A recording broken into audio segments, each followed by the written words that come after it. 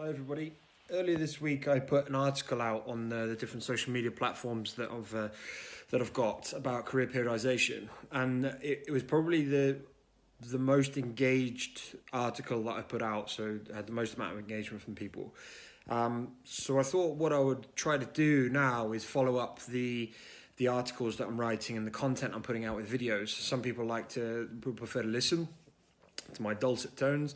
Some people prefer to read, and some people just prefer to check out an infographic. So everyone has a slightly different way of doing things.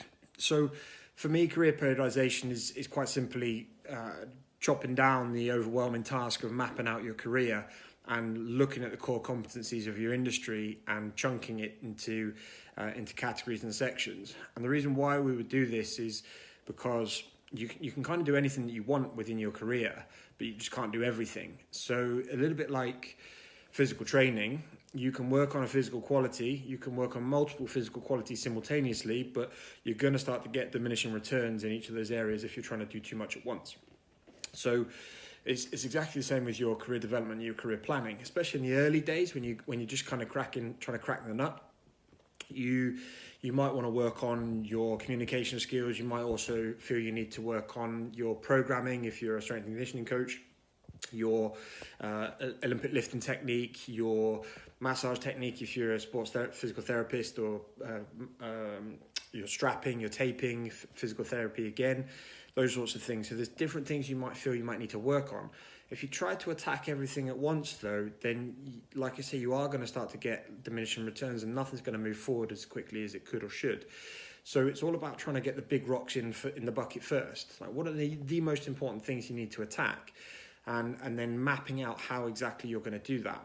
So that's where the resources that I put together come in handy. That's a 5-year plan and then a 1-year plan which has action items attached to that. So you will have an example sheet, and then you can write your own 5-year plan, putting your big rocks in the bucket first, which might be something like, in 5 years' time, I want to be heading up a department. And then you track back from that, so you reverse engineer it exactly the same way that you would a huge goal like an athlete qualifying for the Olympics or something. So that's one side of things. And the second side of things is, it doesn't get talked about too much, is what do you actually do if you don't know what you want to do? Can you still map out, can you still plan a career that's going to bring you, kind of happiness, health and wealth further down the line? And for me, the answer to that is yes. If you can begin to make decisions that are in line with your guiding principles and make decisions which are in line with like a personal vision. Now, your guiding principles are essentially the way in which you would like, or that you do live your life. So an example of this might be, if you were to ask your friends and family what they thought about you, then you might get a lot of one-word answers back. They're kind, they're outgoing, they are generous, they're extroverted, they're hardworking, so they're diligent, all these sorts of things. You might get kind of one-word answers in response to these types of questions.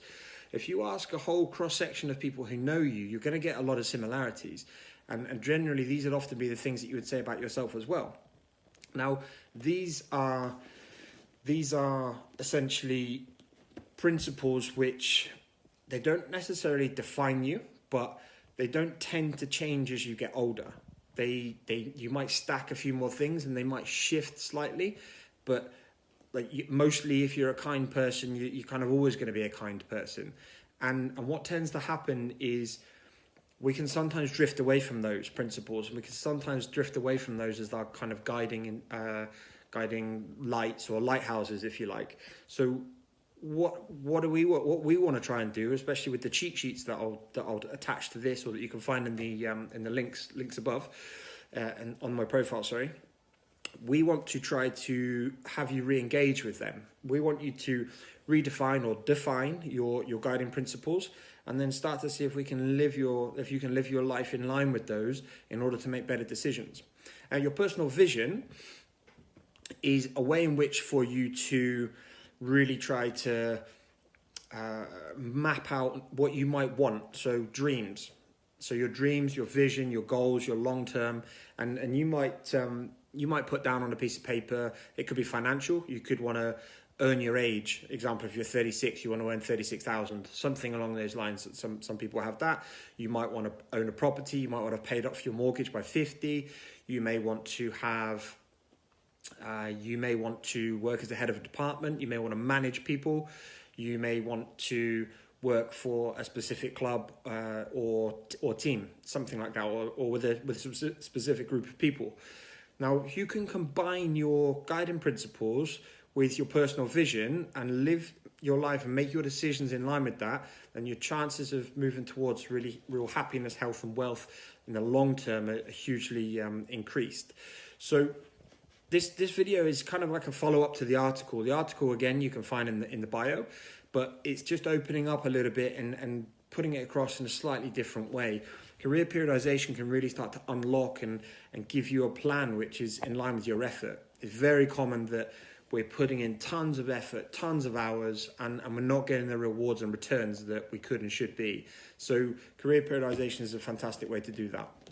Please, if you've got any questions on this, then throw them out there. Just drop me a message on here or engage with the material and see what you think. I'd love your feedback. Thank you.